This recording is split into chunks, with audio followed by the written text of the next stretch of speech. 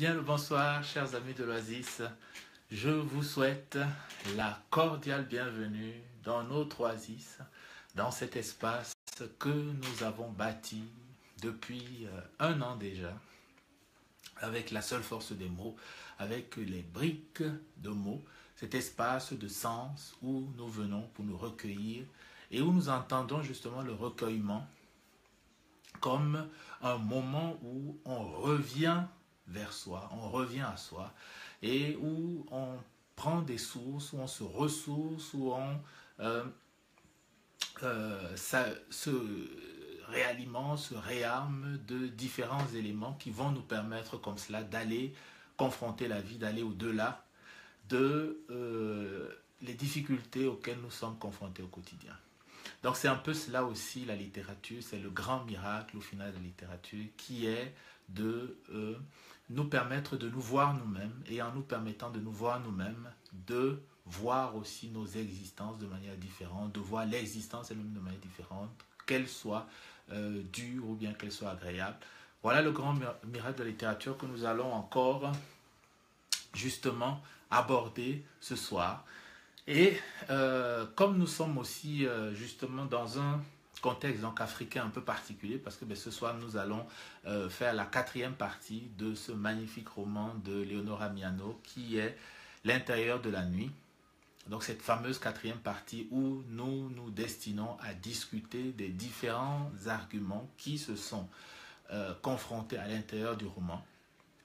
On va les rappeler d'abord brièvement et après les avoir rappelés, donc on va ouvrir une discussion et je souhaiterais, chers amis de l'Oasis, que vous preniez vos aises, que vous vous installez. L'herbe, elle est menue, il a plu il y a 2 jours, me dit-on, et elle est bien grasse, une belle pelouse bien entretenue. Installez-vous, allongez-vous, prenez vos aises, prenez un verre de bissap, prenez un verre de thé de menthe et que sais-je d'autre, un thé vert, un chai latte, macchiato et ainsi de suite, tout ce qui vous plaît.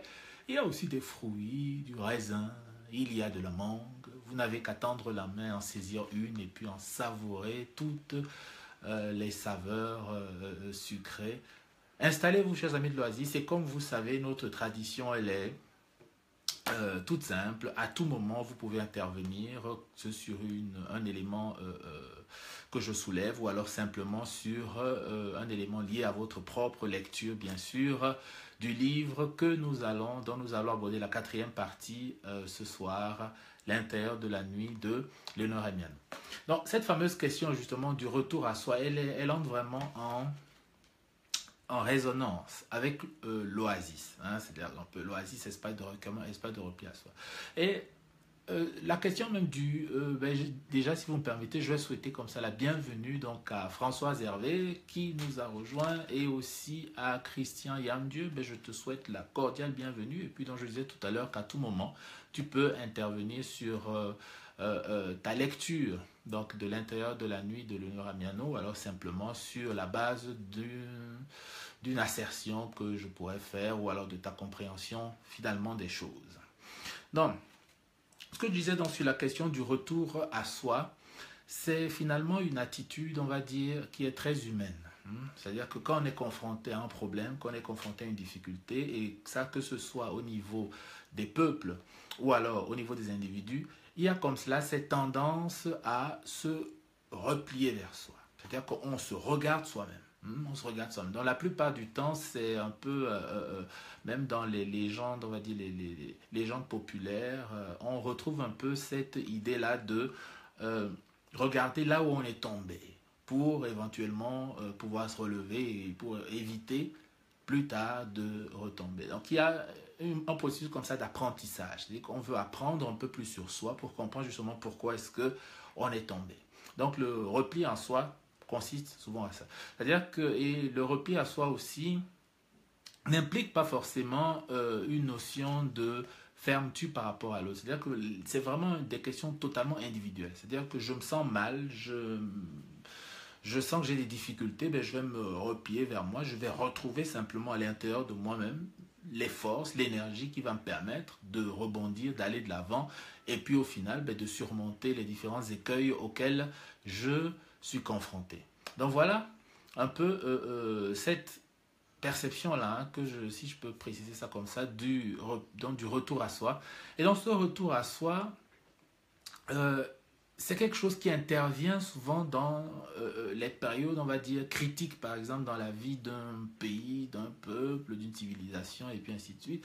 C'est-à-dire que c'est, grosso modo, on va dire que, pour un peu simplifier la chose, on va dire que les individus, les sociétés, ainsi de suite, en gros, elles ont un objectif principal qui les anime, qui est celui d'assurer leur prospérité. Donc, tout le monde a envie d'être prospère, de pouvoir assurer sa survie et d'avoir suffisamment de ressources pour se renouveler, pour que la vie continue, et simplement aussi pour que les valeurs, par exemple, auxquelles on croit, puissent continuer et en fait puissent perdurer. Et donc, la question donc du retour à soi va donc se poser dès le moment où cela n'est plus possible. C'est-à-dire que dès le moment où les conditions de la vie ne sont plus possibles. Donc, quand les conditions de la vie ne sont plus possibles, donc on a tendance, en tant que peuple, civilisation, à se retourner, en tant qu'on dit, qu'est-ce qui finalement ne marche pas? Qu'est-ce qui ne marche pas? Et donc, on se met à se poser des questions sur les causes, et puis ainsi de suite. Et c'est véritablement la lecture qu'on peut faire donc de l'intérieur de la nuit de Leonard Hermiano. C'est-à-dire que le retour en fait à soi finalement consiste à quoi? Le retour à soi consiste finalement à comprendre, à analyser ce que j'ai appelé l'effondrement. C'est-à-dire qu'il y a l'effondrement. C'est-à-dire qu'il y a... c'est peut-être compliqué à dater. Hein? C'est-à-dire c'est compliqué à dater, en tout cas dans l'horizon du roman, par exemple, de dire que l'effondrement aurait commencé à tel moment et on serait, par exemple, à tel stade, l'effondrement, ainsi de suite. Mais il y a au moins un élément qui est tangible au niveau de l'effondrement. C'est, par exemple, la rupture, disons, de la paix. Hein? Et la rupture de la paix. C'est-à-dire que la paix n'est plus possible à cet environnement donc qui est celui où il y a une guerre et une guerre qui entraîne des comportements totalement inconnus de la plupart de la population, donc qui même ne trouve pas du tout de justification. Donc là, par exemple, on prend le cas de la pratique sacrificielle qui est intervenue au niveau du roman. Donc il y a cet aspect des choses-là, donc où on se pose la question, où est-ce que exactement donc, on a chuté, où est-ce que exactement, qu'est-ce qu'on peut faire au final, et qu'est-ce qu'on peut comprendre de cet effondrement, donc où on ne peut plus arriver à maintenir la vie dans les meilleures conditions possibles. Voilà, donc par exemple, on voit un peu dans le cas du village des coups, il y a l'immigration, les gens qui quittent du village pour aller en ville, ils n'arrivent pas à assurer une survie, une prospérité du village, donc tout cela crée justement des conditions où la vie elle-même n'est plus possible, où la dignité elle-même n'est plus possible. Et donc, cet effondrement, donc au final, se voit, en fait, comment dire ça, il se détecte de cette manière-là. C'est-à-dire qu'il se détecte en fait par ce constat qui est simple, qui est que les conditions de la survie d'une vie digne, d'une vie prospère, les conditions par exemple de l'espérance ne sont plus réunies. Donc il y a une sorte de désespérance comme ça qui s'est mise en place, donc voilà, qui s'est incrustée au niveau de la société. Et donc on a deux finalement courants qui arrivent et qui essayent d'expliquer finalement ce qui se passe. Donc les deux courants arrivent et qu'est-ce qui se passe? Comment est-ce qu'on peut expliquer cet effondrement-là, hein? Le fait que les conditions de la vie, d'une vie saine, d'une vie prospère ne soient plus réunies. Et donc, au niveau de ces deux sources d'explication, peut-être, première des choses déjà à noter, c'est que avant de bien les expliciter, donc on a la source, disons, afrocentriste, donc premièrement, donc, qui donne sa part d'explication donc, sur la situation, qui explique, selon elle, d'où vient. Ben, salutations mon cher Soké, je te souhaite la bienvenue dans notre oasis. Donc il y a deux explications qui se confrontent. Donc il y a une explication, on va dire, afrocentriste, en gros, afrocentriste, donc qui existe et qui explique en fait l'effondrement d'une certaine manière. On entrera dans les détails plus tard. Et puis donc il y a une autre approche, en gros, que j'ai appelée critique.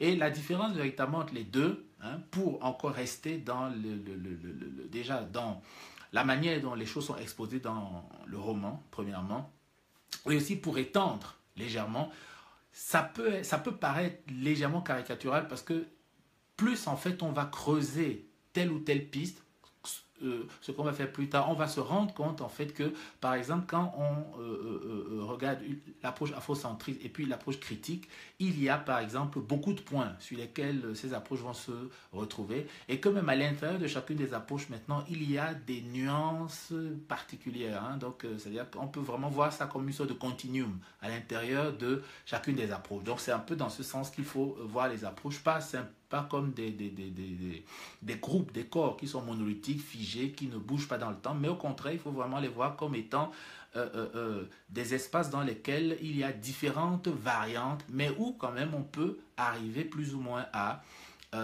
trouver des similitudes donc, qui permettent par exemple de classer différents courants de pensée qu'on a pu observer par exemple, dans le champ, que ce soit du roman ou en étendant un peu dans le champ africain, qu'on peut classer dans ces deux catégories-là. Donc, l'opposition principale, on va dire, hein, qui est vraiment fondamentale entre ces deux courants-là, c'est par exemple chez les afrocentristes de dire que bon, mais les causes de l'effondrement donc sont principalement exogènes. Donc c'est une cause exogène qui a suscité cet effondrement-là.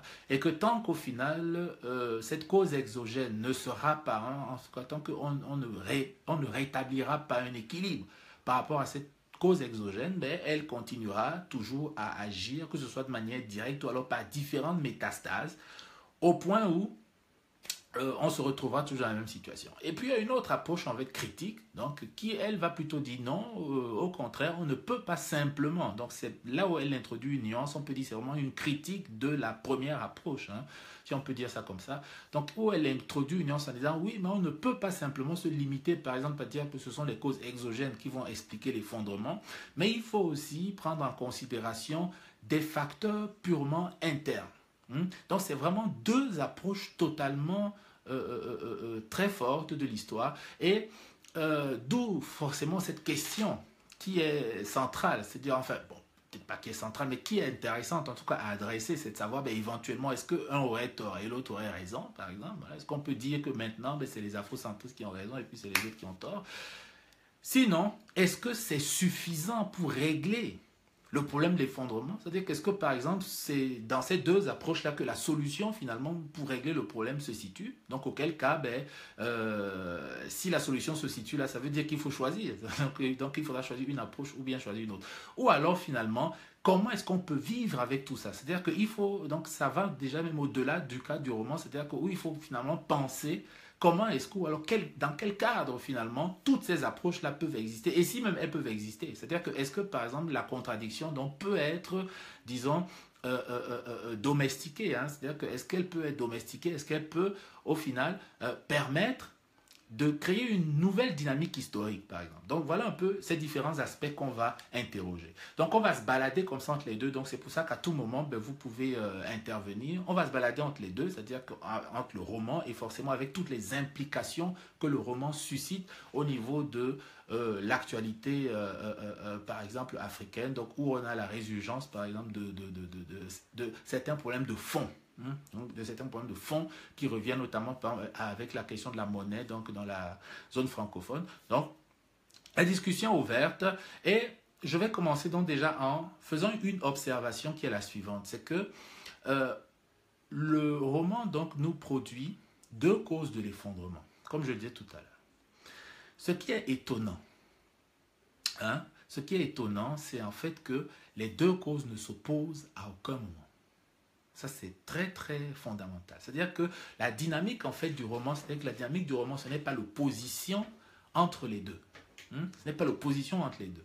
C'est-à-dire qu'il n'y a pas, par exemple, donc on a par exemple, vu, c'est les forces du changement qui vont incarner donc cette vision afrocentriste, où ils décident finalement de procéder, par exemple, par des moyens militaires, donc d'imposer par la guerre leurs idées, de prendre le pouvoir de cette manière-là, de créer une confédération qui a pour ambition, au final, un peu, on peut dire, c'est un peu une sorte d'idée comme ça panafricaniste, quoi, mais qui se réalise par la guerre, plus par des moyens, par exemple, de la négociation, de la diplomatie, et puis ainsi de suite. Première chose. Deuxième chose, donc il y a l'autre approche qui est incarnée par Ayane, donc Ayane qui est un protagoniste qui revient de France parce que sa mère est malade, qui a été éduquée par les sœurs, donc qui a reçu comme ça une éducation, on peut dire une sorte de lavage de cerveau, hein, voilà. Donc elle est dans une sorte d'entre-deux, on ne sait même pas exactement, de vide comme cela culturel, elle n'a plus d'assises, de base, et puis ainsi de suite. Donc elle n'est plus solidement ancrée, on va dire, dans une culture. Elle essaie un peu de s'envisager, hein, c'est ce qu'on disait un peu tout à l'heure, là, c'est une sorte de nihilisme, hein. Elle se déploie dans une sorte de nihilisme comme ça. Et ce qui est quand même intéressant avec elle, c'est qu'elle, donc, en apportant finalement cette approche critique, qui sera de dire, mais jusqu'à quel point, par exemple, est-ce que le fait de supporter certaines pratiques avilissantes ou bien certaines pratiques qui réduisent, par exemple, la liberté, qui réduisent la dignité des individus, c'est que, au final, dans quel sens est-ce que des coutumes, par exemple, peuvent encourager cela, et si finalement ce n'est même pas ça qui explique la totalité du problème. L'autre chose aussi qui est relativement intéressante à son niveau, c'est qu'elle introduit, par exemple, l'idée que c'est la rupture avec l'histoire. Donc c'est là où elle se rejoint finalement aussi. Donc elle se retrouve d'une certaine manière avec le courant afrocentrique. Donc c'est le retour, c'est la rupture, hein, avec une certaine histoire, par exemple, qui peut expliquer l'effondrement. Donc la dynamique, elle est la même chose. Comme on disait avant, dès que quelqu'un a des problèmes, ben, il a tendance à regarder en arrière. Hein. C'est vraiment des réflexes très humains. Mais sauf que la différenciation, par exemple, chez les afrocentristes, va se produire dans ce sens que eux, ils vont mettre, par exemple, l'accent en disant sur la rupture avec les coutumes. C'est-à-dire, pour eux, par exemple, c'est la rupture avec les coutumes ancestrales qui explique le fait, qui explique l'effondrement. C'est-à-dire que quand en fait, en gros, donc il y a une vision comme ça essentialiste, hein, c'est-à-dire qu'un peuple est comme il est, son identité est figée dans le temps, elle ne peut pas changer, hein, et que même si elle n'est pas consciente de son identité, par exemple, il y a des éléments de cette identité-là, hein, qui restent, comme on peut dire, dans une sorte d'inconscient collectif. Donc l'oubli de l'identité ne signifie pas la mort de l'identité parce qu'elle continue encore à agir, mais que en ayant oublié finalement, c'est ça qui devient le facteur de risque, le facteur de danger. Donc en gros, si on veut se réparer, si je peux utiliser un peu un terme pareil, donc si on veut se réparer, il faut se reconnecter avec son essence. Donc il y a vraiment une question comme ça de l'essence. On est ce qu'on est, et dès qu'on dévie de ce qu'on doit être, hein, de ce qu'on est, ça crée des problèmes.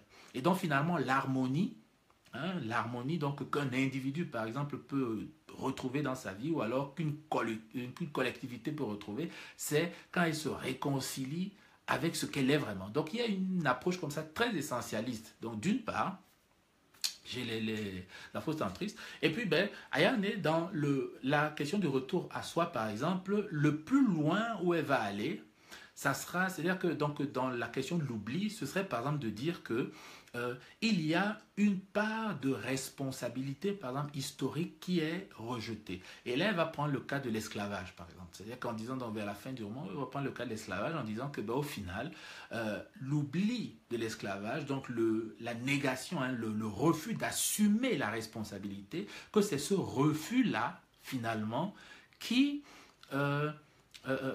crée, en fait, on va dire, des traumatismes irrésolus dans l'esprit des individus, et que l'effondrement n'est que la mauvaise gestion, on va dire, ou alors la non-résolution des traumatismes. Ouais, donc c'est un peu cette approche qu'elle va adopter. Par exemple, si je donne un exemple, elle va pas, enfin, là on sort légèrement du roman, mais je pense que la réflexion peut être faite dans ce sens-là. Ce serait par exemple de dire, ok, contrairement aux afrocentristes, où non, nous on n'a pas du tout vendu par exemple nos frères pendant la période de l'esclavage et tout, c'est les Européens qui venaient, qui les capturaient puis qui les vendaient, par exemple avec des arguments du style, nous on ne connaît pas, on n'a aucune évidence du terme esclavage dans nos coutumes, des citations par exemple dans des ouvrages, hein, même dans des témoignages historiques et puis ainsi de suite d'esclavagistes, hein, parce qu'ils ont aussi écrit, ils ont laissé plein plein de témoignages. Donc, il y a tout ça qui est vraiment mis dans le débat en évidence et de dire, ben voilà, au final, tout ça ne permet de conforter dans l'hypothèse que les peuples africains, par exemple, n'ont jamais vendu leurs frères. Donc, ça s'arrête là. Par contre, ce que Ayane va introduire, en fait, c'est de dire que mais on reste dans le déni.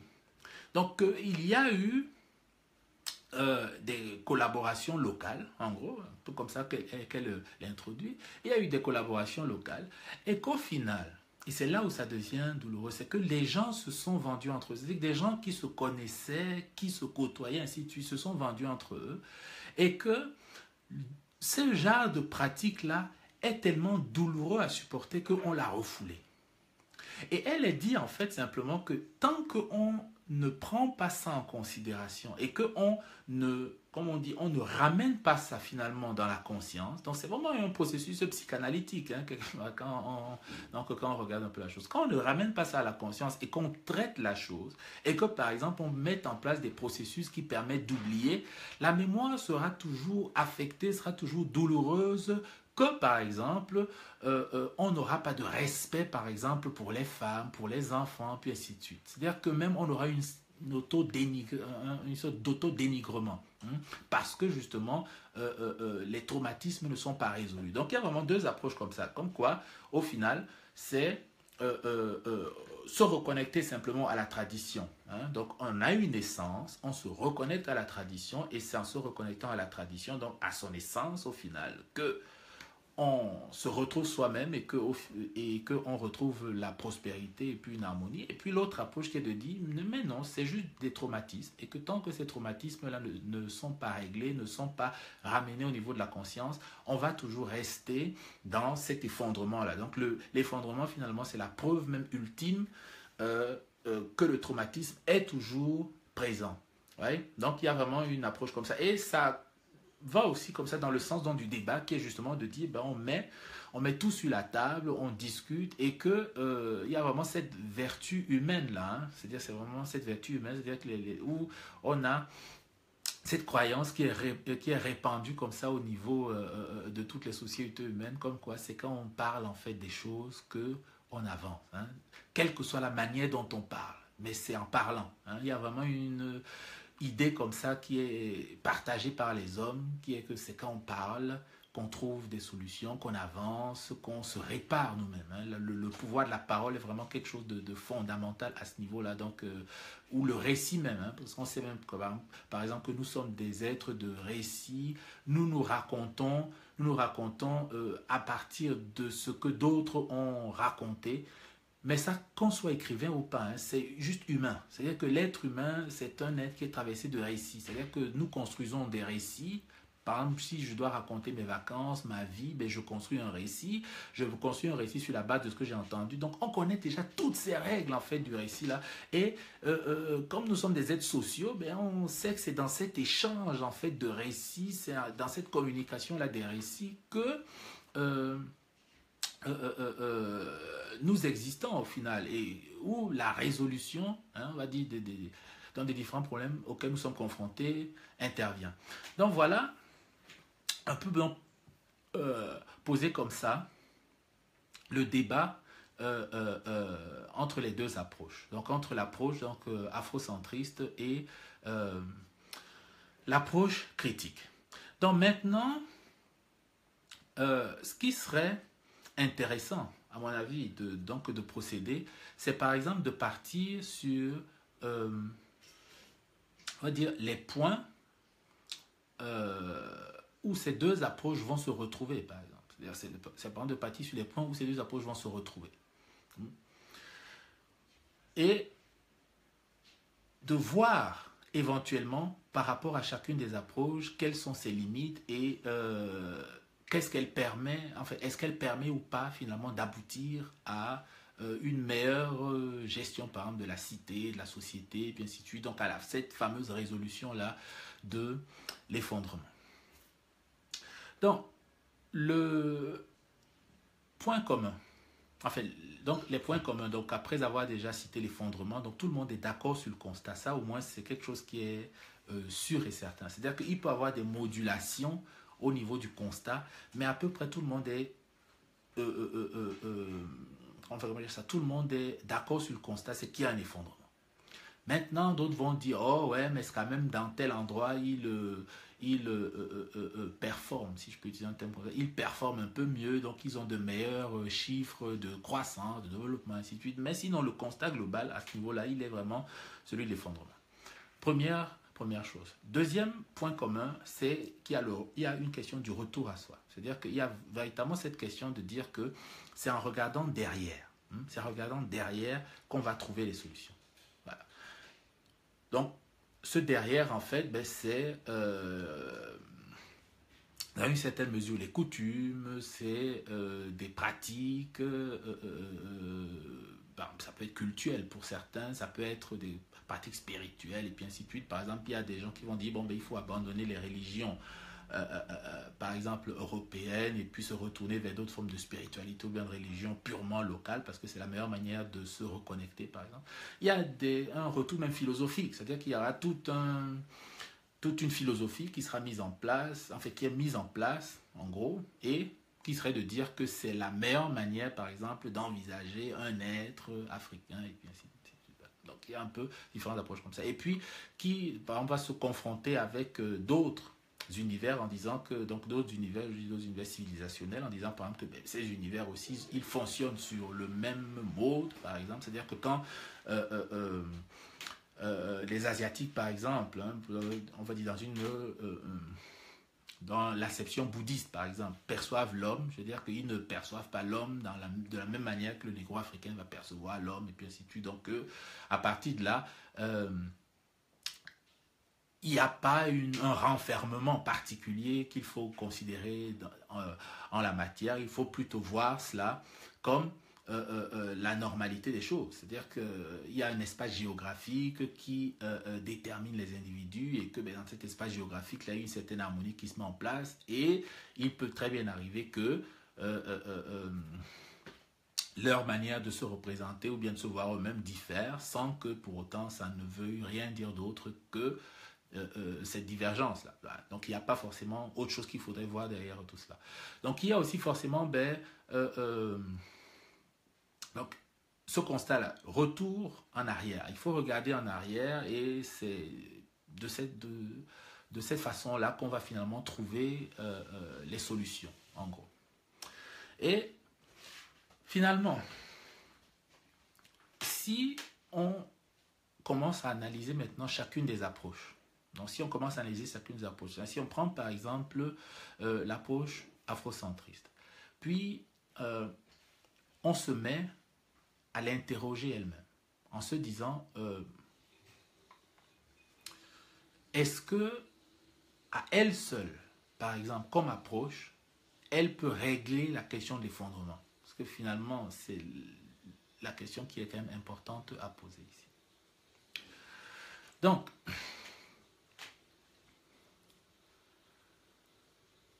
comme on disait tout à l'heure, on est parti du constat en fait qu'il y a c'est en regardant derrière, c'est donc dans les points communs. Donc, et c'est vraiment ça qui sera la base en fait à partir de laquelle on va déployer toutes les réflexions. Donc on regarde derrière et on cherche à comprendre ce qui s'est passé. Donc il y a un constat qui est simple, que tous ces courants la posent. Il y a un constat qui est simple. Ce constat en fait il est le suivant, il est de dire en fait que depuis le Moyen-Âge, quelque chose comme ça, il y a eu des contacts qui ont été établis entre les Européens et les Africains.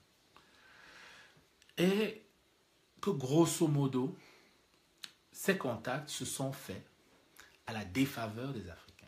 Ça, sur ce constat-là, c'est tout le monde, il n'y a personne qui ne va prétendre le contraire. Des contacts se sont établis de différentes façons, ils sont allés graduellement, que ce soit par les échanges commerciaux, par exemple, pendant de longues périodes, que ce soit au niveau de la traite, que ce soit après, par la suite, au niveau de l'esclavage. Donc, il y a eu différents contacts qui ont été mis en place. Première chose. Deuxième chose maintenant, qui nous est dite aussi, c'est que pour finalement favoriser ou bien pour permettre la domination de l'Afrique, il a en fait fallu que l'Europe développe tout un arsenal. Hein. Après, il faut encore très bien voir les choses. C'est-à-dire que, à mon avis, ce ne serait pas seulement un arsenal développé purement pour les Africains. Parce qu'au même moment où les Européens, par exemple, rencontrent les Africains, ils sont aussi dans un mouvement à peu près similaire ailleurs. Donc ailleurs dans le monde. Donc, cette pensée-là, à mon avis, c'est-à-dire qu'il y a une pensée globale. C'est-à-dire que l'Europe qui se rend compte de sa puissance et puis qui produit une pensée par rapport à la puissance qu'elle observe d'elle-même. Voilà. Donc, elle observe sa puissance et puis elle produit une pensée qui lui permet de mieux valider la puissance qu'elle observe. Et ce qu'on observe donc en Afrique, c'est simplement une modulation, hein, c'est une adaptation de cette puissance-là, en fait, de cette pensée-là, hein, donc de cette pensée liée au contact avec d'autres peuples, d'autres civilisations et puis ainsi de suite. Donc par exemple, c'est une pensée qui va aboutir par exemple à des choses, à des hiérarchies par exemple. Hein. Mais c'est clair que même quand on regarde la hiérarchie met d'abord l'Européen, hein, en haut, hein, au sommet de cette hiérarchie, et puis progressivement, il y a donc le reste des peuples, et bon, l'Africain se retrouve dans cette hiérarchie qui est mise en place par l'Européen, totalement en dernière position. Voilà.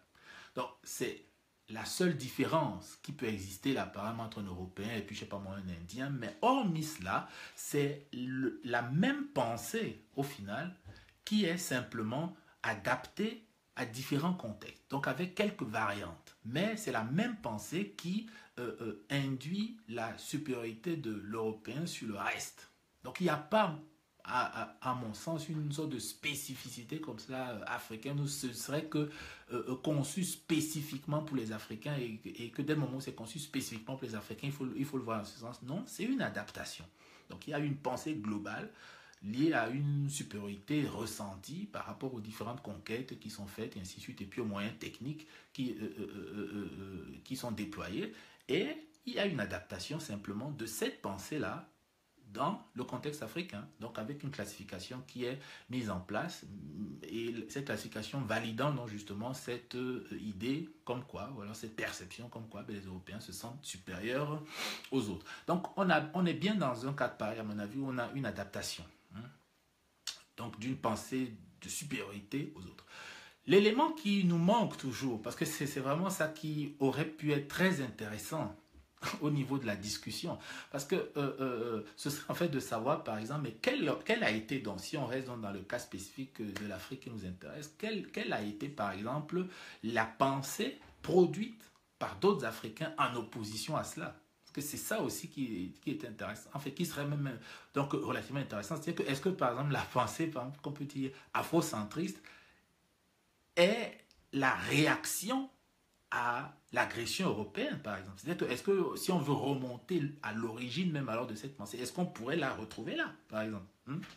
Ça, c'est intéressant. Bon, on n'a pas de traces forcément par rapport à ça, même si par exemple les afrocentristes vont utiliser même s'ils vont utiliser par exemple la résistance africaine comme étant comment dire ça, justement un des facteurs pour démontrer la bravoure, donc la bravoure, le courage des Africains, donc un peu pour galvaniser au final les contemporains en disant ben, nous avons été capables à certaines périodes de notre histoire de montrer une grande force, de montrer une grande bravoure, donc pourquoi pas au final aussi refaire la même chose maintenant, puisque de par le passé nous l'avons déjà fait. C'est-à-dire que nous ne sommes pas laissés marcher dessus, mais nous avons résisté, nous avons agi, nous avons démontré notre force, nous avons démontré notre intelligence et puis ainsi de suite. Donc il y a cela, on n'a pas de traces. Je ne sais pas si quelqu'un peut-être a une information pareille où on peut arriver à resituer finalement l'origine par exemple, de l'afrocentrisme à ce moment-là, c'est-à-dire que dans la résistance elle-même, c'est-à-dire que où finalement les Africains comprennent ce qui est en train de se jouer la globalité de ce qui se joue, c'est-à-dire que ça ne concerne pas seulement leur simple frontière ou alors leur simple territoire, leur simple royaume et puis ainsi de suite, donc différentes conformations politiques, mais que c'est une domination mondiale qui est en train d'être mise en place. Est-ce qu'ils sont conscients de ça à ce moment-là? Et est-ce que même, par exemple, à ce moment-là, ils voient déjà l'afrocentrisme comme un moyen de résister, par exemple? Ou alors, comment est-ce qu'ils voient finalement la résistance? Donc, c'est des questions comme ça qui restent pour l'instant non résolues, donc qui ne permettent pas au final, par exemple, donc, de tracer clairement l'origine même de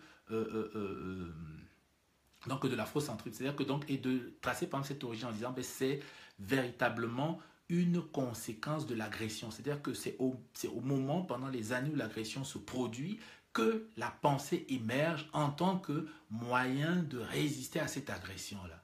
Ouais.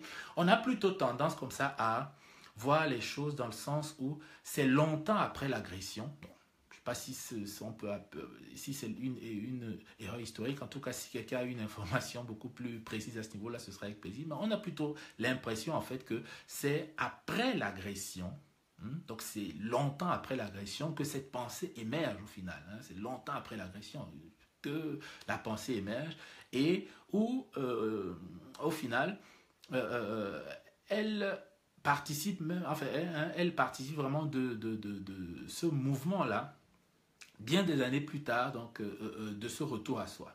Donc bien des années plus tard.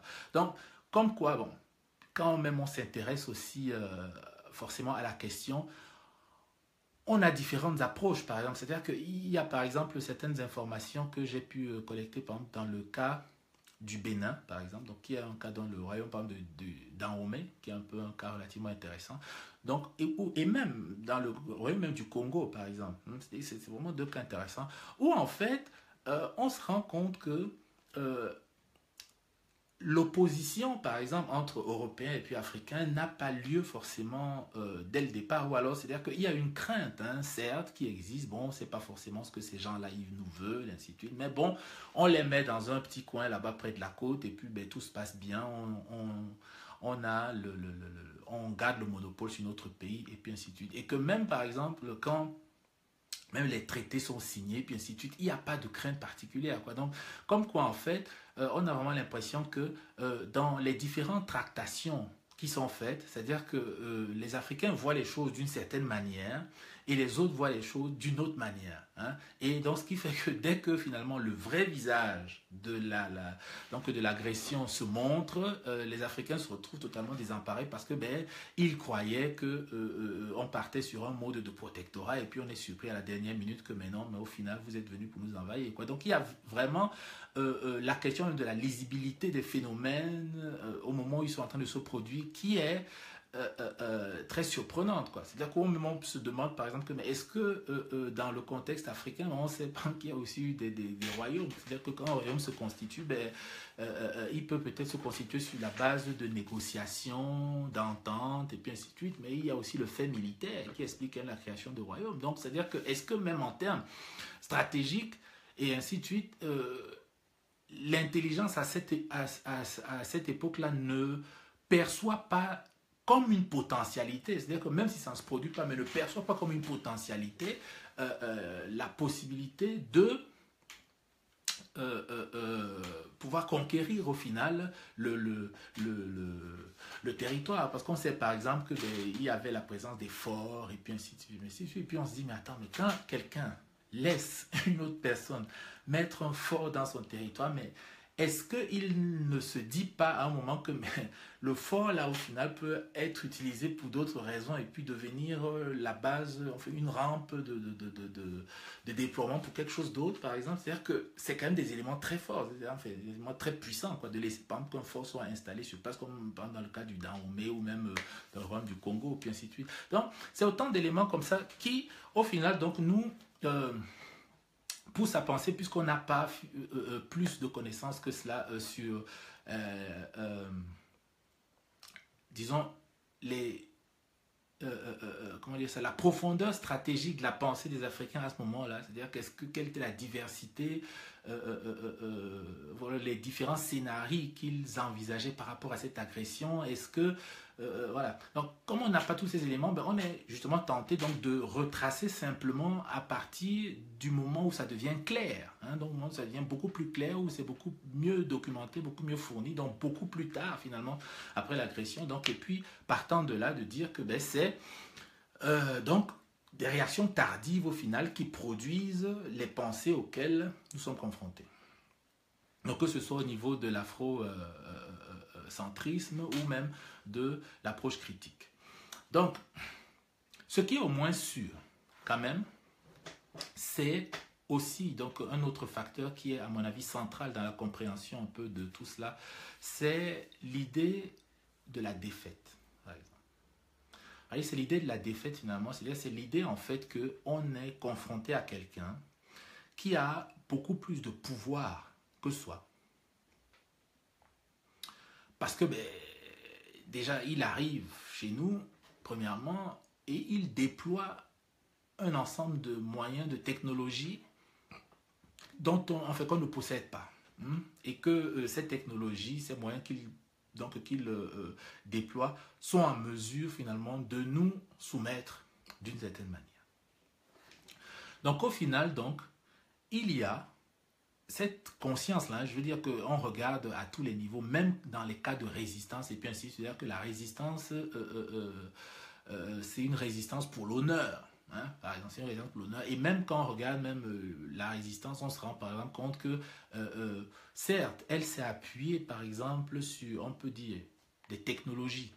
Pour un peu dire comme ça, donc des technologies traditionnelles locales, c'est que par exemple même des résistances se sont appuyées par exemple sur des moyens ésotériques, mystiques, et ainsi de suite. Donc ce qui faisait partie des croyances, des forces, hein, voilà, donc des technologies à la possession des Africains, mais qu'en même temps aussi que ces résistances donc utilisaient ces moyens, ils ont aussi utilisé des moyens occidentaux, c'est-à-dire par exemple d'acheter des canons et puis ainsi de suite, des armes, voilà, quoi, parce que c'est par ces moyens, au final, enfin, c'est finalement pas, on a très bien compris que ces moyens avaient une puissance telle que ils pouvaient permettre d'assurer une domination, quoi. Donc, c'est vraiment un aspect, à mon avis, qui est très intéressant, c'est l'aspect de la défaite. C'est-à-dire que, c'est quoi qu'il en soit, il y a, mais vraiment, il faut percevoir ça, à mon avis, comme une sorte de continuum de réaction. C'est-à-dire que le même individu, par exemple, pouvait penser à un moment que on peut collaborer, par exemple, avec eux, on peut essayer de prendre 2-3 choses chez eux. Donc, en gros, on va apprendre de leur puissance et en apprenant de leur puissance, on va finalement, en la mélanger avec la nôtre, en sortir plus fort. Donc, il y a un peu cette idée-là derrière. C'est-à-dire que, donc, il y a cette idée de la défaite. C'est-à-dire qu'on reconnaît vraiment que, oui, il est plus fort. Ça, il n'y a rien à dire là-dessus. Mais par contre, on va prendre des choses chez lui. Et en fait, en prenant ces choses, on espère que ça va nous permettre de ressortir plus fort et puis finalement d'assurer soit notre autonomie, soit notre pouvoir, et donc de rester finalement un peu nous-mêmes. Donc il y a la marche forcée comme ça de l'histoire finalement qui pousse les individus à prendre les décisions les plus rudes finalement pour s'adapter à ce nouveau contexte-là, parce qu'il y a une question d'adaptation à ce niveau-là. Donc, on est vraiment dans un continuum pareil. Et donc, où par exemple, ben, si donc, dès le moment où, je sais pas moi, on est allé très loin, un peu comme dans le cas du Royaume du Congo, par exemple, on va très loin dans la christianisation et puis ainsi de suite. Donc on se christianise, on adopte les valeurs de l'autre parce que ben, justement, par la christianisation, on se dit, bon, ben, maintenant qu'on est donc des frères, par exemple chrétiens, ben, il ne peut pas me vendre en tant qu'esclave et puis ainsi de suite. On sera traité sur le même pied d'égalité. Mais quand il se rend compte que, mais attends, mais l'autre, il continue toujours à me duper, à me berner et puis ainsi de suite. Donc l'approche change et puis voilà. Donc ce qui explique donc au final... en fait, ce qui tend à laisser comprendre comme cela que la lecture stratégique que les Africains de l'époque posaient semble montrer beaucoup de limites. C'est-à-dire qu'ils sont en décalage avec la réalité. Ils sont totalement en décalage avec la réalité. C'est-à-dire qu'on n'a pas l'espoir que bon, ben, on sera frère après que je me sois christianisé. Et au final, quand la réaction n'est pas du tout celle-là, on essaie encore de repasser à autre chose et puis ainsi de suite. Donc, la lecture de la stratégie, on peut dire la lecture du comportement, hein, voilà, de la stratégie des Européens se fera longtemps plus tard. C'est beaucoup plus tard que ces lectures se fera.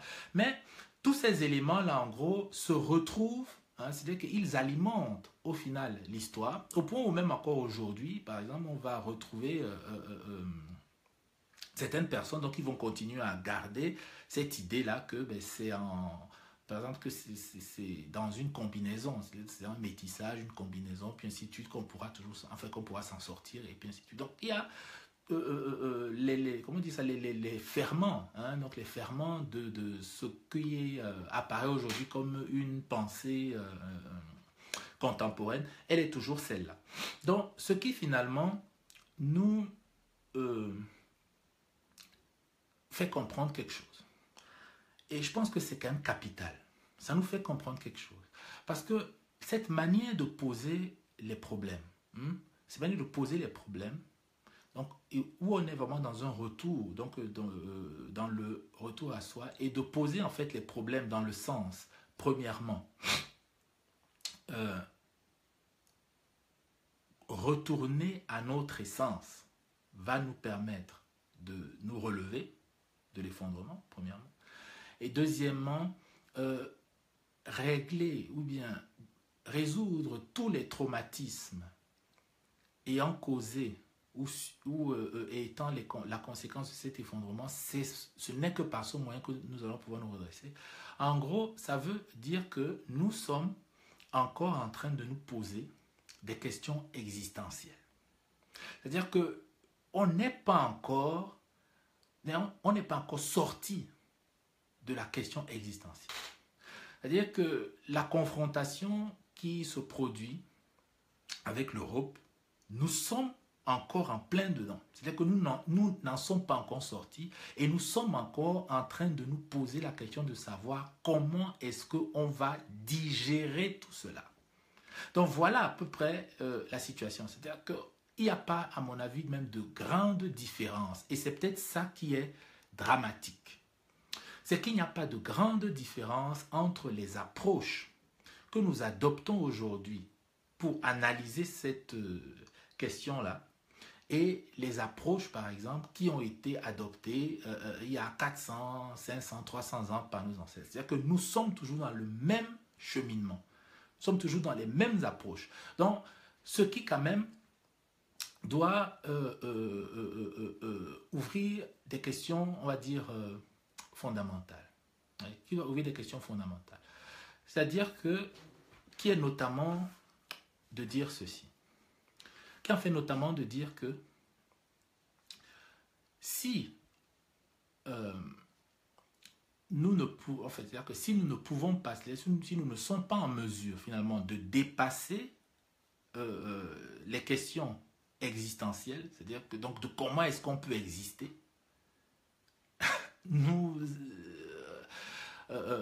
allons toujours comme ça au-devant de grandes difficultés à mon avis. C'est-à-dire que la question de savoir comment est-ce qu'on peut exister, c'est une question qui doit être très vite dépassée pour justement être dans exister et produire les moyens pour exister. Point. C'est-à-dire qu'on ne peut pas passer autant de siècles, autant de temps à être en train de tourner autour de la question de comment on doit exister. C'est-à-dire que la question de comment on doit exister en se disant est-ce qu'on doit exister en tant qu'afrocentriste ou est-ce qu'on doit exister selon une approche critique et puis ainsi de suite, ce n'est pas possible. C'est-à-dire qu'on ne peut pas perdurer dans une approche pareille.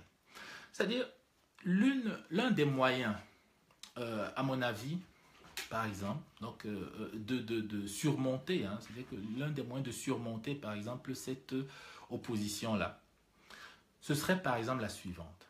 Ce serait en fait de sortir, comment je vais dire ça, d'une approche essentialiste.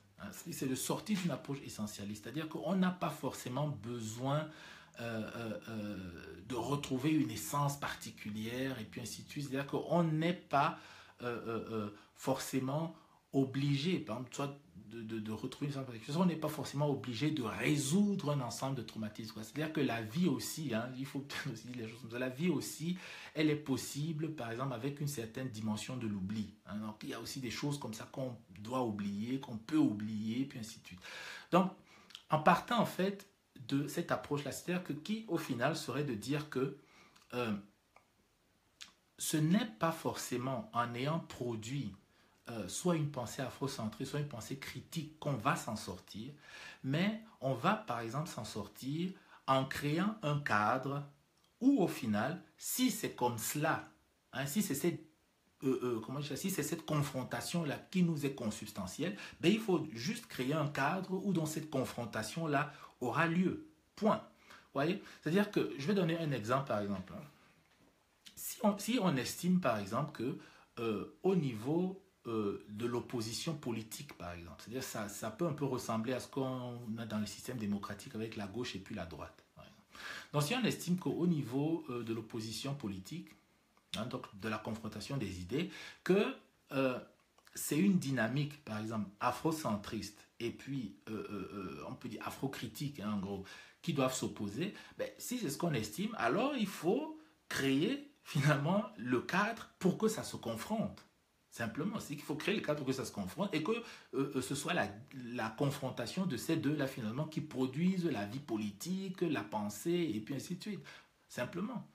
Et ce qui est justement étonnant, et c'est ça en fait, et c'est là où on se rend quand même compte qu'il y a quelque chose qui ne tient pas la route, quoi. Parce que quand justement on revient, et ça c'est aussi très bien illustré donc, dans l'intérieur de la nuit, c'est qu'il n'y a pas de confrontation directe entre les deux. C'est-à-dire qu'on ne voit aucun moment, par exemple, dans l'intérieur de la nuit, de confrontation. Donc le seul moment où Ayane, on va dire, elle est confrontée avec les forces du changement, elle est perchée sur un manguier et puis elle observe en fait la scène de décapitation et puis de cannibalisme, ainsi de suite, qui est en train de prendre lieu. Mais à aucun moment, il n'y a pas de confrontation. Il n'y a pas de confrontation entre les deux.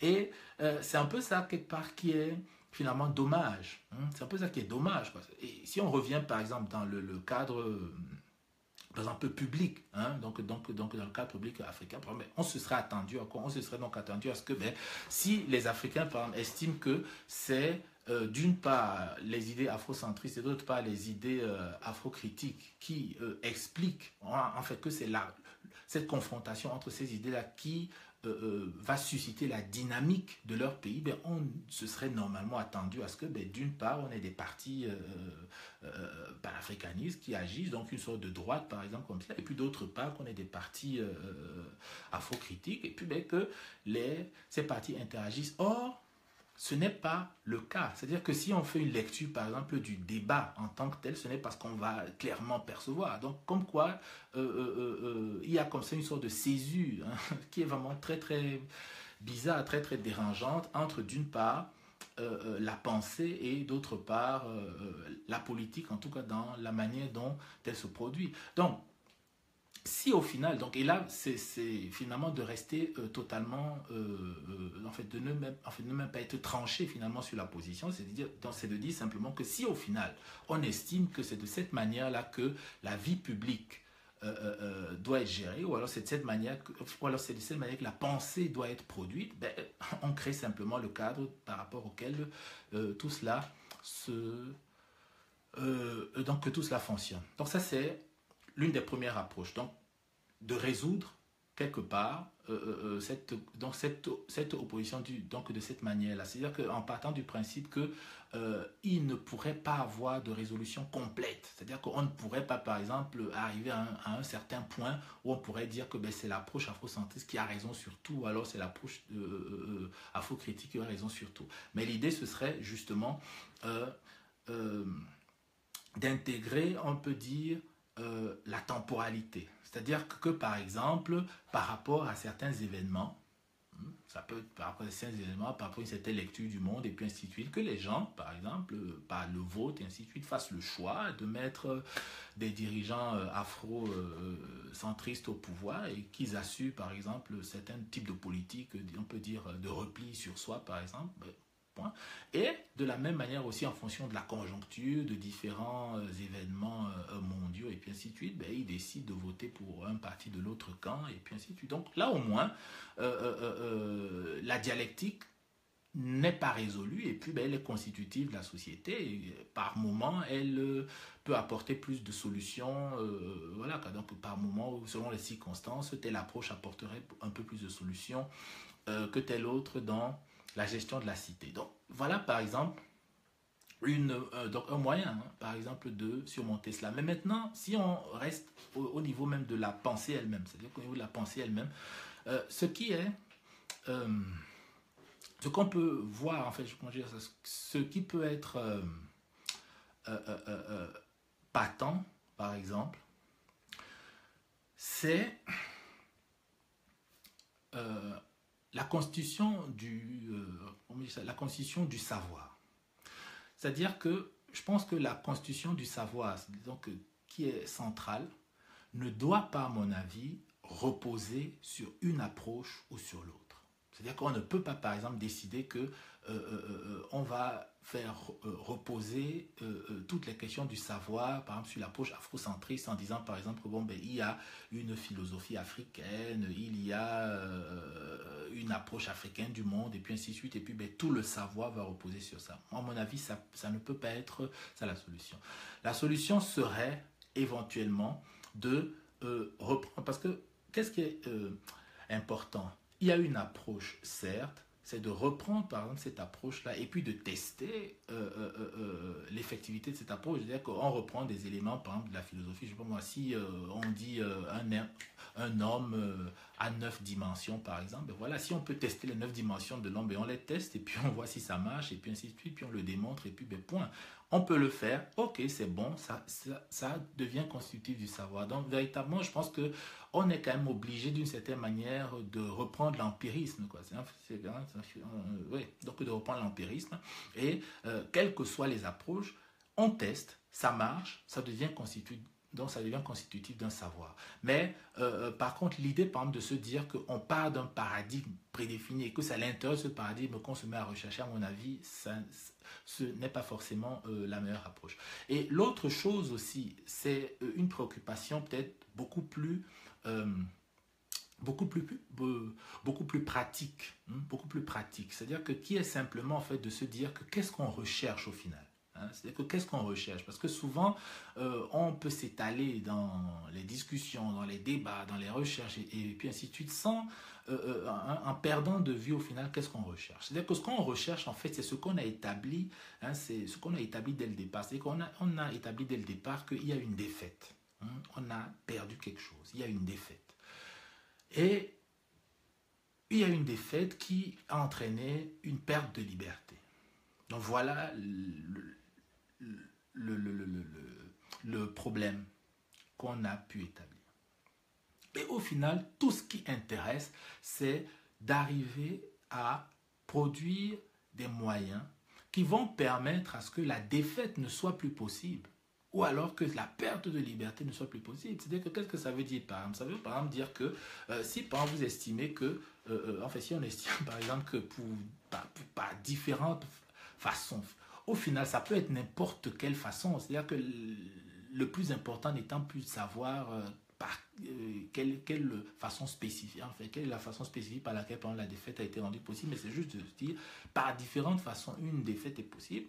Et la question maintenant c'est de se dire comment est-ce que, par exemple, on peut arriver à se constituer pour que cette défaite ne soit plus possible? C'est-à-dire que pour que, par exemple, quelqu'un ne puisse plus débarquer sur le continent et puis faire ce qu'il a envie de faire. Donc voilà, par exemple, à mon avis, des questions très pratiques. C'est-à-dire que on est très pragmatique. C'est-à-dire que ce qu'il faut éviter absolument, c'est que quelqu'un puisse venir et faire ce qu'il a envie de faire dans le continent. Donc, ça entraîne en fait quoi finalement comme préoccupation? Ça entraîne en fait comme principale préoccupation que c'est au final par un ensemble de protections matérielles, c'est une production matérielle, quoi. C'est un enrichissement d'une certaine manière, si on peut utiliser cette façon, c'est un enrichissement d'une certaine manière qui peut protéger de une éventuelle perte de liberté ou bien une éventuelle conquête et puis ainsi de suite. Donc au final, c'est juste ça. C'est-à-dire qu'il y a une histoire par rapport à laquelle on peine à sortir, par rapport à laquelle on est toujours confronté.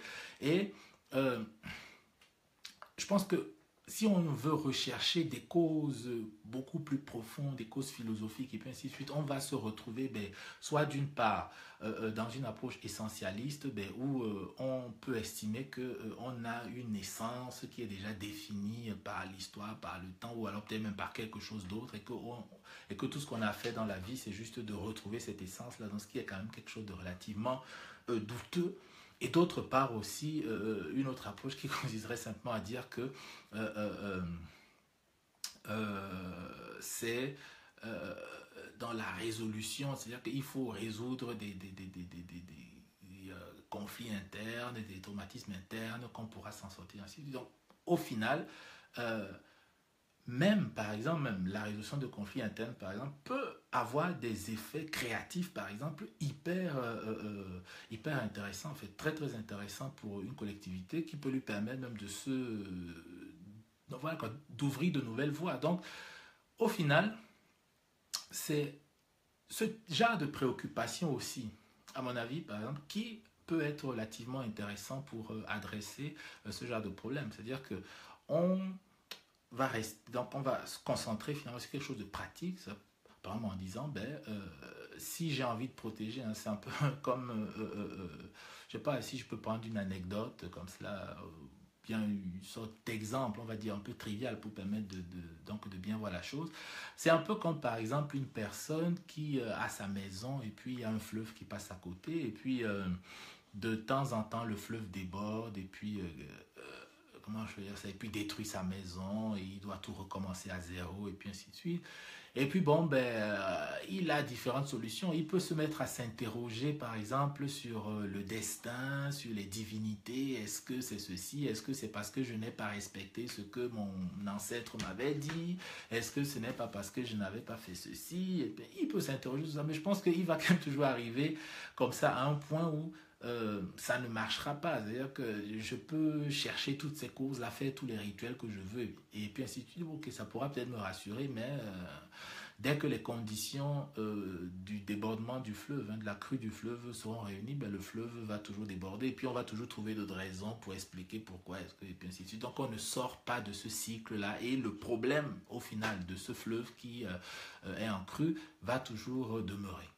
Or, par exemple, si on se dit, mais attends, quand ce fleuve quand même déborde, je perds peut-être mes récoltes, je perds voilà, tout le travail que j'ai mis sur ma maison, je perds, mon mobilier, je perds, et puis ainsi de suite. Et puis franchement, mais moi, je ne peux pas passer ma vie à être en train de recommencer les mêmes choses tout le temps, tout le temps, tout le temps. Il faut que je trouve une solution. Et peut-être là, justement, c'est la solution du barrage. Donc c'est peut-être de faire un barrage de manière à ce que quand il pleut un peu plus, soit une sorte de muret, de parapet, et puis que sais-je, et puis quand il pleut un petit peu plus, l'eau, elle est déviée, l'eau ne traverse pas le muret, et puis comme ça, je protège mes voilà quoi, je protège ma maison, je protège mes biens, et puis ainsi de suite. Et c'est véritablement ce genre d'approche au final. C'est des approches, et puis nous sommes des êtres humains, nous sommes des approches très pragmatiques. C'est vraiment très pragmatique. Donc on, on se base sur ça. C'est-à-dire qu'on a donc c'est vraiment un peu, voilà, c'est un peu la question vraiment du retour à soi. C'est parce que dans la question du retour à soi, dans les questions identitaires, on peut se perdre dans les questions identitaires. Et je pense que c'est ça qu'il faut peut-être aussi comprendre. C'est qu'on peut se perdre dans les questions identitaires. Et que ces questions identitaires, il faut savoir, et je pense que on doit être totalement conscient là-dedans, c'est que depuis que l'Afrique est en contact avec le monde européen, elle est entrée dans ces questions identitaires et elle n'en sort pas. Et on ne peut pas passer tout son temps là-dedans, quoi. C'est-à-dire qu'il y a plein de choses à faire. C'est-à-dire qu'il y a des grands pays à bâtir, il y a voilà, quoi, il y a des gratte-ciel à construire, il y a des grands musées à construire, des grandes économies, il y a des grands chercheurs qui doivent sortir, qui doivent nous découvrir des solutions pour régler nos problèmes. Donc on ne peut pas perdre le temps dans les questions existentielles. Et je ne pense même pas qu'il faut forcément se dire que c'est dans la résolution, qu'il faut d'abord résoudre les questions existentielles, parce que la question existentielle elle est toujours là.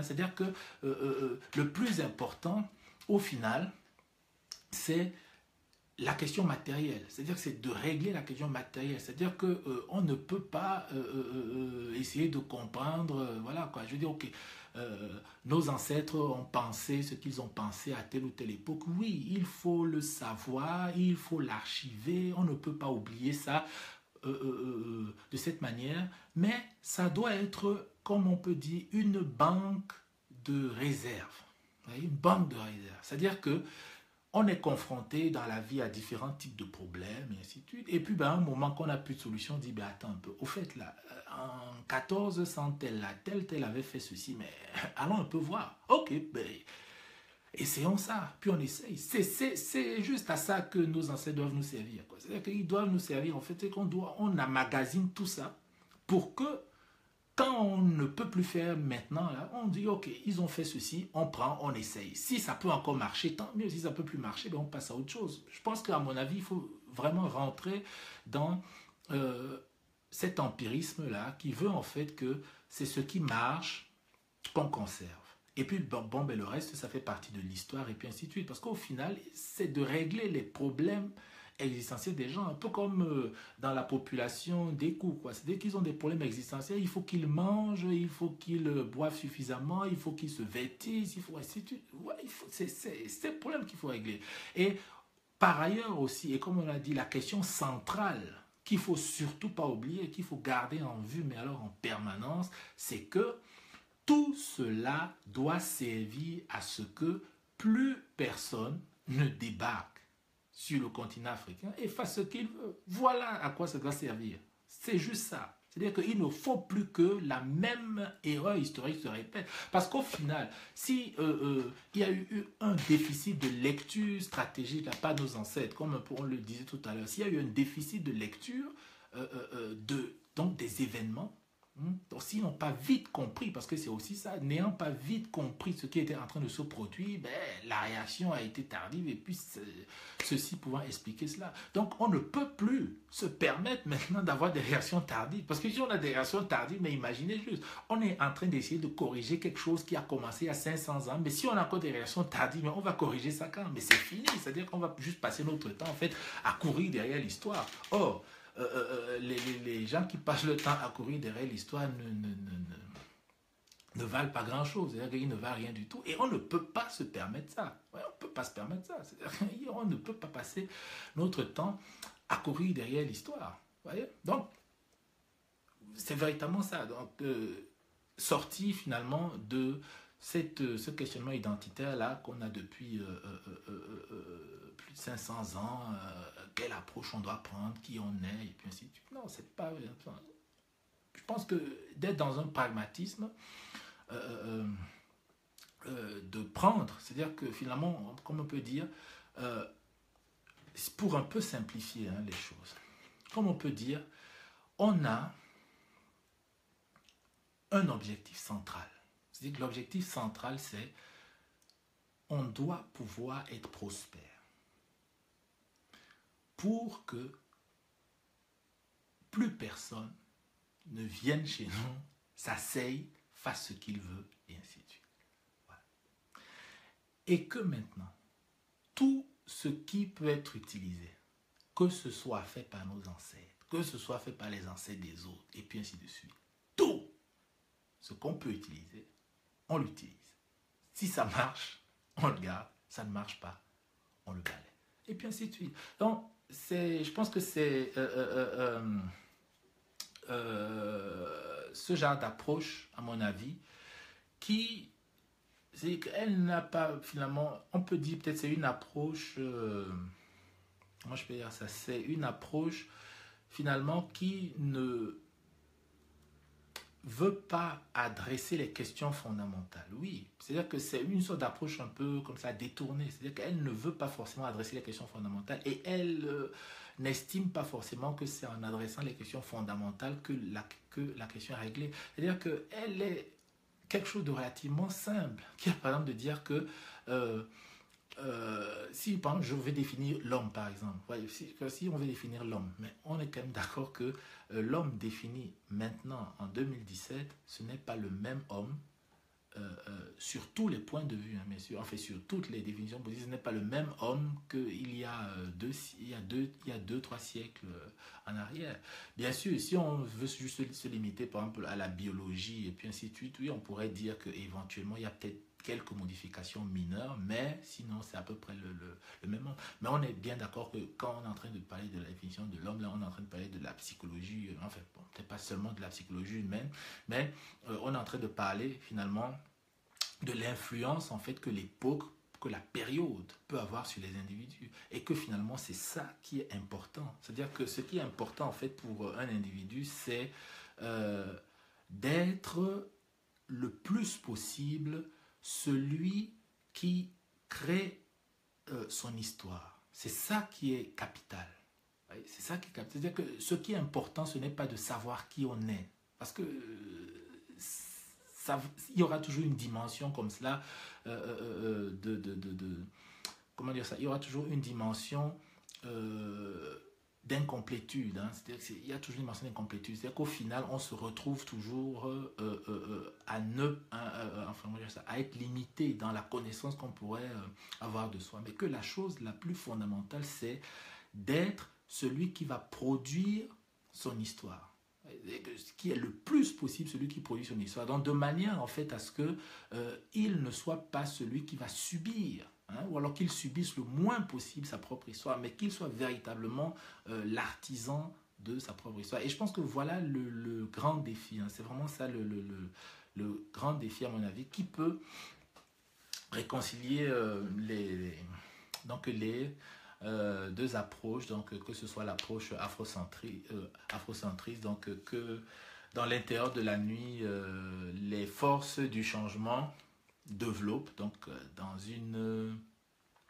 on peut dire, dans une approche plutôt de conquête, approche guerrière, et puis ainsi de suite, et aussi l'approche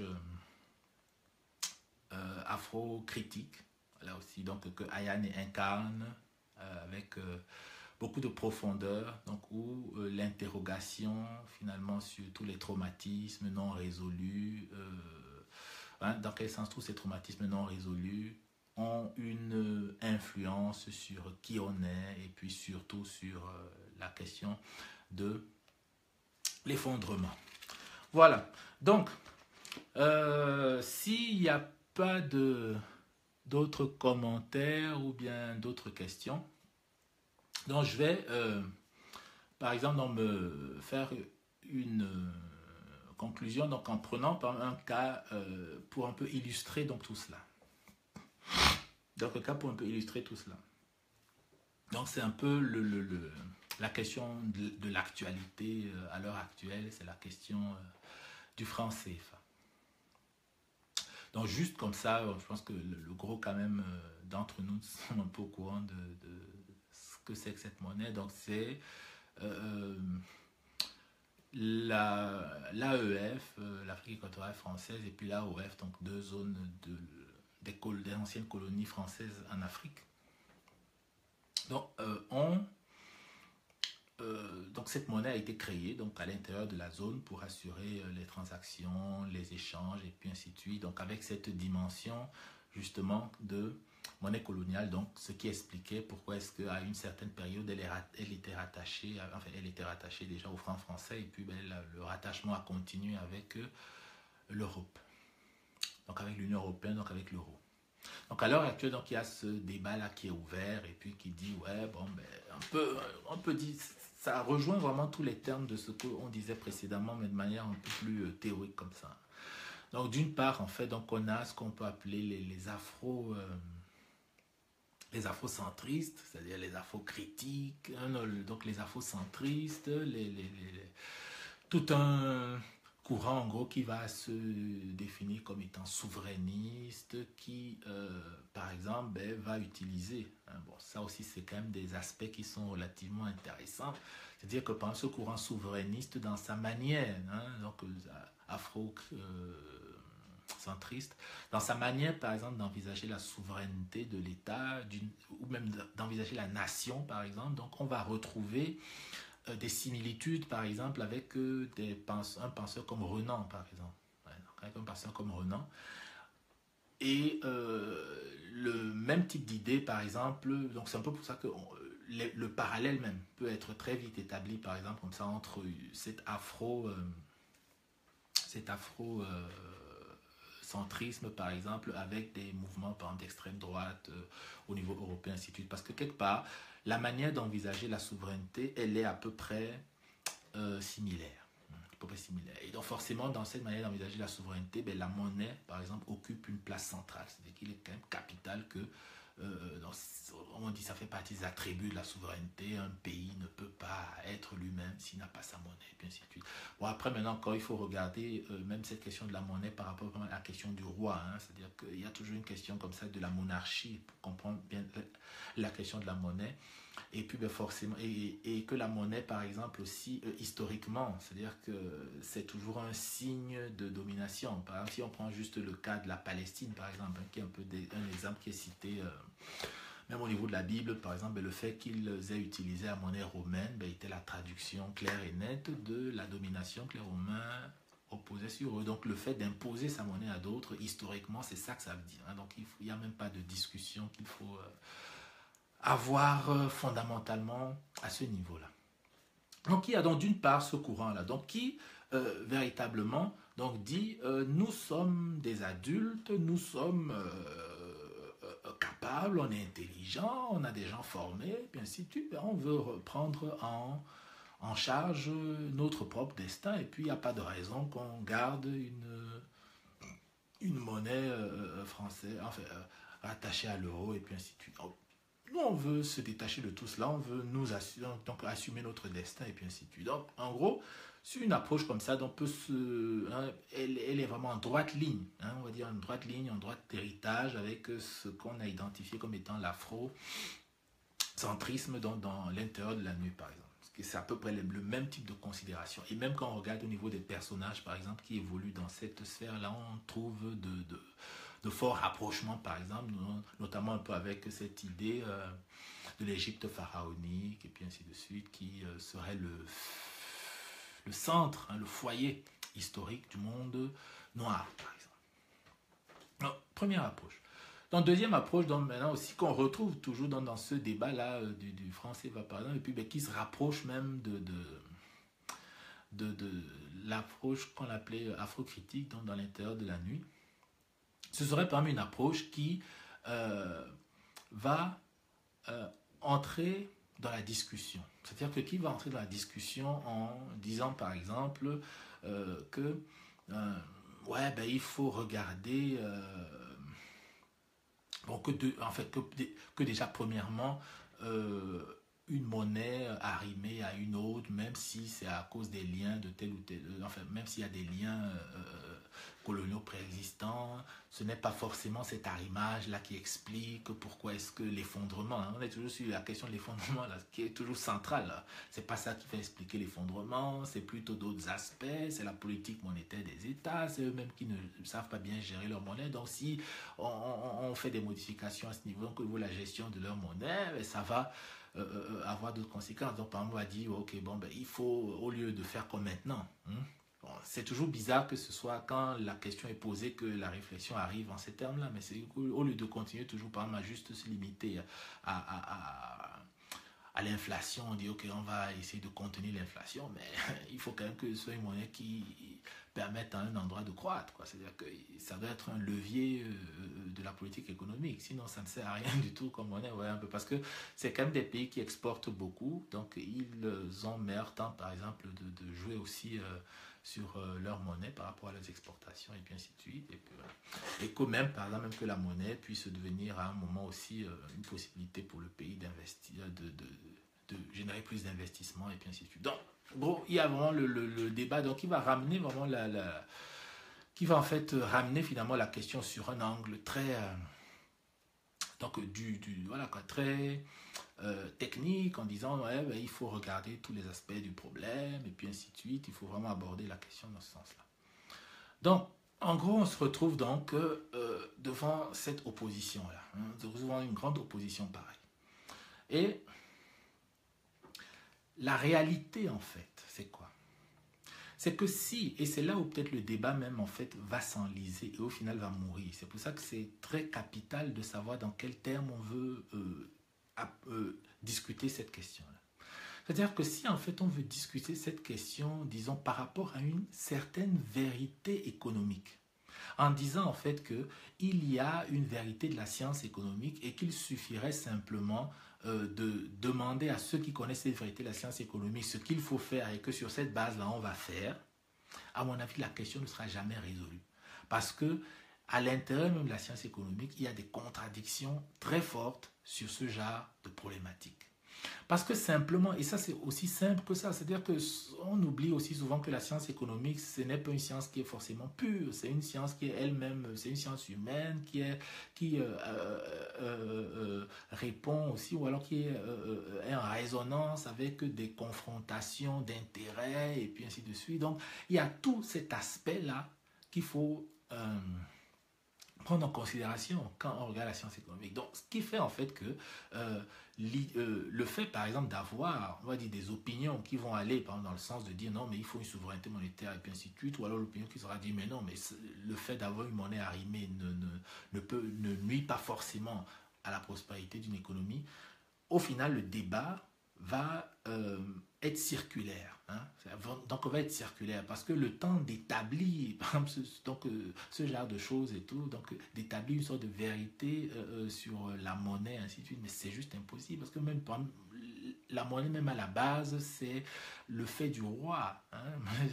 On fait tel que c'est vraiment le fait du roi. C'est-à-dire qu'il y a, en tout cas dans beaucoup donc d'exemples historiques, c'est le fait du roi. C'est-à-dire que c'est quand même quelqu'un qui veut que tout le monde dans son royaume ait dans la poche une pièce où il y a son image.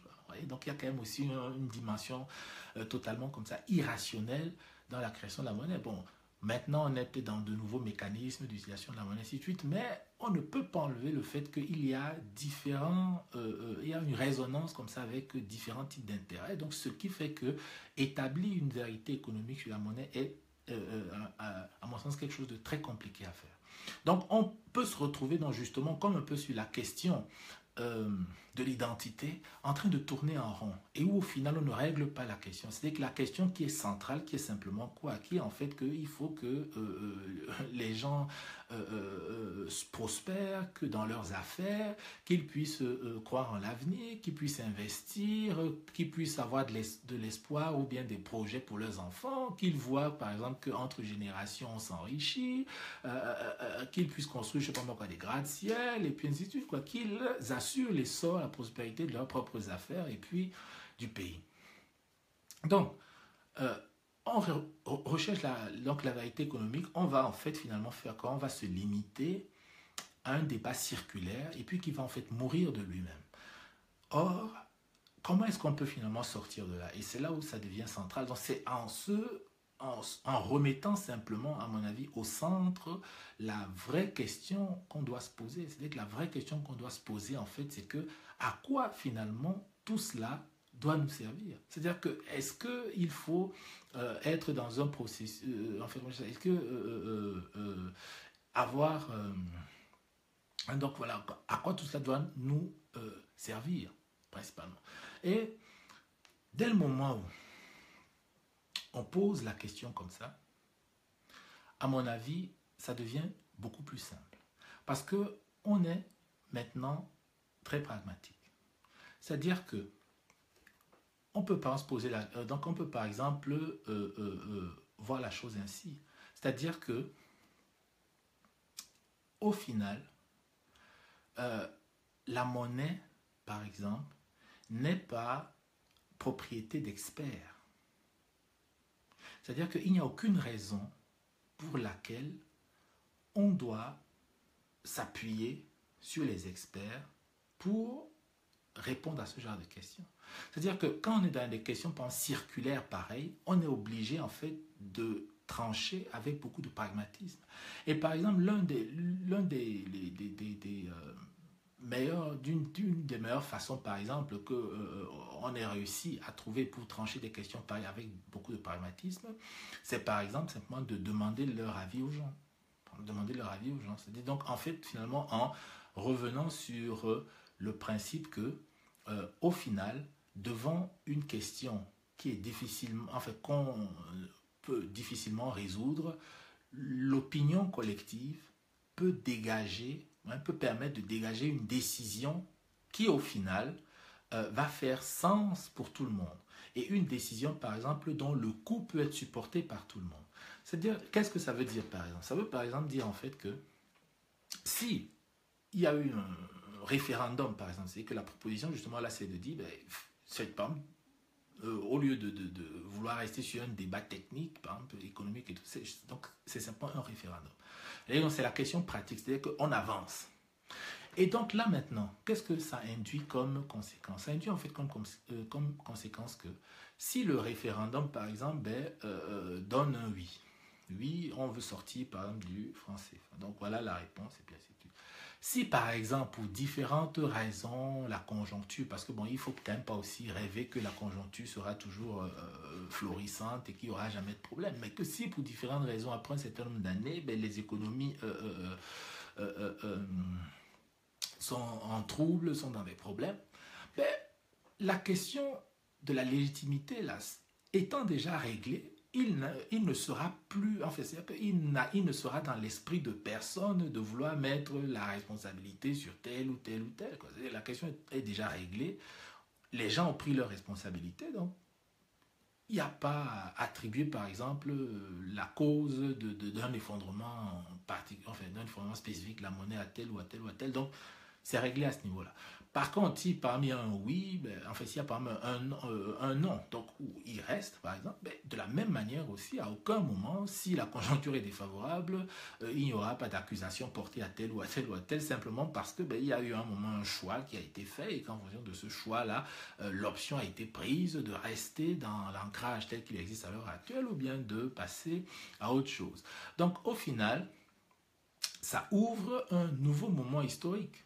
Ouais, c'est-à-dire qu'un peu ce genre de référendum, c'est-à-dire qu'on n'est pas en train de régler forcément la question de savoir quel est le meilleur moyen d'avoir une monnaie et puis ainsi de suite, parce que c'est tellement circonstanciel, quoi. En fonction des périodes, des moments, ainsi de suite, telle formule peut être beaucoup plus intéressante et puis à d'autres périodes, telle autre formule peut être beaucoup plus intéressante. Donc, au final, c'est pas... c'est-à-dire que si on veut régler par rapport à à une recherche d'une certaine vérité économique, on va se confronter en fait à cette situation où on ne peut pas faire grand-chose. Mais par contre, si on veut raisonner en termes de légitimité, c'est-à-dire que donc raisonner dans le sens où on a envie de régler finalement le problème de comment on fait avec cette chose-là. Ouais, c'est-à-dire qu'on ne sait donc au niveau de l'effectif, au niveau de l'efficience de la chose, on a peut-être des problèmes de compréhension, on n'a peut-être pas assez d'éléments pour pouvoir s'appuyer et puis avoir une perception relativement solide. Mais par contre, sur la question de comment on fait, parce qu'au final, c'est ça la vraie question. C'est-à-dire qu'avant de savoir si la monnaie va permettre ceci ou cela, est-ce qu'elle va permettre le développement, ainsi de suite, c'est d'abord comment on fait avec ça là maintenant, quoi. Et là, pour régler cette question de comment on fait avec ça là maintenant, qui au final va détendre l'atmosphère, donc va détendre l'atmosphère pour tout le reste. Donc ce serait par exemple de dire, c'est une question pareille, pour trouver le moyen de faire avec un référendum par exemple, règle la question de comment on fait avec. Et la question de la vérité économique, on sait très bien qu'elle sera circonstancielle. À certains moments, peut-être telle formule pourrait être beaucoup plus intéressante que telle autre, et puis ainsi de suite. Donc, voilà par exemple, en fait, différentes approches. Enfin, voilà par exemple une approche sur ce genre de questions.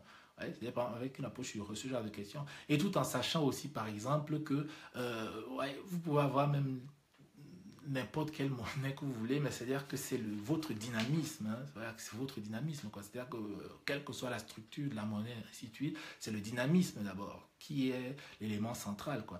Donc, ce qui fait que on peut, sur des questions par exemple pareilles, donc un peu sur la base de la réflexion justement qu'on a pu faire par exemple sur l'intérieur de la nuit, donc dans l'opposition entre les afrocentristes et puis les afrocritiques, c'est justement une solution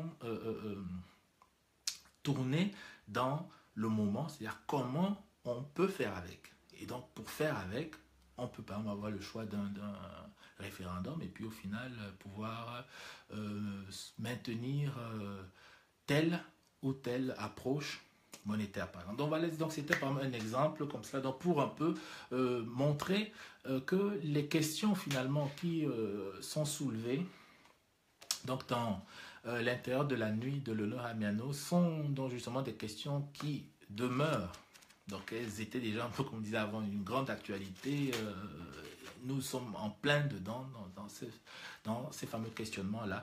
Et il me semble aussi que devant justement cette confrontation là où on a vu que c'est une confrontation qui est insoluble entre ces différents courants, il me semble quand même qu'on a pu avancer sur une manière peut-être qui ne résout pas le fond du problème, mais qui par contre peut permettre de construire quelque chose et puis d'ouvrir des nouveaux moments historiques. Parce qu'au final aussi, je pense que l'être humain doit aussi souvent accepter de ruser avec la vie. C'est-à-dire qu'il y a plein de problématiques en fait qu'on ne sait pas forcément régler ou qu'on règle très mal ou alors qui nécessitent tellement de temps à régler qu'on ne peut pas se permettre d'attendre leur résolution complète parce que soit déjà on est mort et puis ainsi de suite, mais que par contre il y a des comment on peut dire ça, des ajustements, des solutions temporaires qui peuvent permettre à l'intérieur d'un problème de créer une nouvelle dynamique, c'est-à-dire que qui fait passer le problème à autre chose. Voyez un peu, c'est-à-dire qu'au lieu par exemple, de rester dans la problématique par exemple, identitaire et de penser que c'est en réglant la problématique identitaire qu'on va pouvoir aller vers la prospérité par exemple, c'est de finalement laisser la problématique identitaire et de poser simplement la question centrale, par exemple, des conditions matérielles de cette prospérité-là et de dire, ben, moi, ce que j'ai juste envie d'éviter, c'est ce qui m'a fait tomber. Et donc, voilà tout ce qui m'intéresse. Et la question identitaire devient centrale. Elle n'est plus finalement ce qui va animer toute la dynamique, par exemple, de la société, de la collectivité. Elle va rester comme question, mais sans plus avoir cet aspect pénalisant là par exemple que ça peut avoir à l'heure actuelle au niveau justement de la mise en mouvement du continent africain et puis ainsi de suite. Voilà donc chers amis de l'Oasis, comme cela quelques petites réflexions pour terminer la 4e lecture, la 25e lecture, 4e que nous avons accordée à l'intérieur de la nuit de l'honneur à Miano. Si vous l'avez lu, ben, je vous invite bien volontiers à le relire parce que c'est un roman qui, qui a 200 pages à peu près, mais dont la lecture est d'une grande richesse et dont j'espère qu'il vous apportera, comme il m'a apporté, beaucoup d'éléments qui nourriront votre réflexion et puis votre vie d'homme. Je vous souhaite le cordial bonsoir et puis je vous donne rendez-vous très bientôt en septembre pour discuter Les enfants du Brésil, donc du roman Les enfants du Brésil de Kani Alem. Bonne soirée et merci d'avoir participé à cette 25e lecture. Au revoir.